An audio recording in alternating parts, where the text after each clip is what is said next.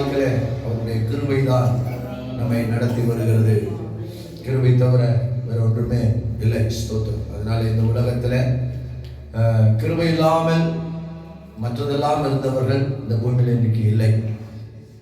அதனால இந்த உலகத்துல தேவன் நமக்கு கிருபையை தருகிற தேவனாய் இருக்கிறார். அல்லேலூயா. ஸ்தோத்திரம். பவுலினிடத்துல ஆண்டவர் சொன்னார், என் கிருபை உனக்கு போதும். அல்லேலூயா. அப்ப அவர் கிருபை நம்மை நடத்தும் என்று சொல்லி ஆண்டவர் சொல்லுகிறார். அப்ப இந்த உலகத்துல எது நம்மை நடத்தினாலும் நடத்தாவிட்டாலும் அவருடைய கிருபை நம்மை நடத்தும். அல்லேலூயா.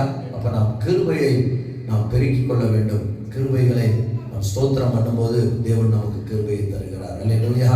ஸ்தோத்திரம். அதனால பாருங்க, சிபிஎம்ல போனீங்கன்னா அவங்க ஸ்தோத்திரம் ஸ்தோத்திரம் ஸ்தோத்திரம் ஸ்தோத்திரம் ஸ்தோத்திரம் ஸ்தோத்திரம் சொல்லிட்டே இருப்பாங்க. அப்ப அந்த ஸ்தோத்திரம் சொல்லதான் நம்முடைய வாழ்க்கையில் என்ன பெறுங்க? கிருபை பெறும். சரிங்களா? உங்க ஆலயத்துல பாருங்க, அதிகமா போய் உட்கார்ந்து என்ன செய்வாங்க? சோத்திரம் சோத்திரம் சோத்திரம் சோத்திரம் சோத்திரம் சோத்திரம் பண்ணிட்டே இருப்பாங்க.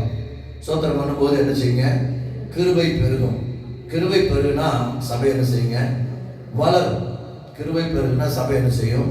வளரும். அப்ப நம்ம அதிகமா என்ன செய்யணுங்க? சோத்திரம் பண்ணணும். சோத்திரம்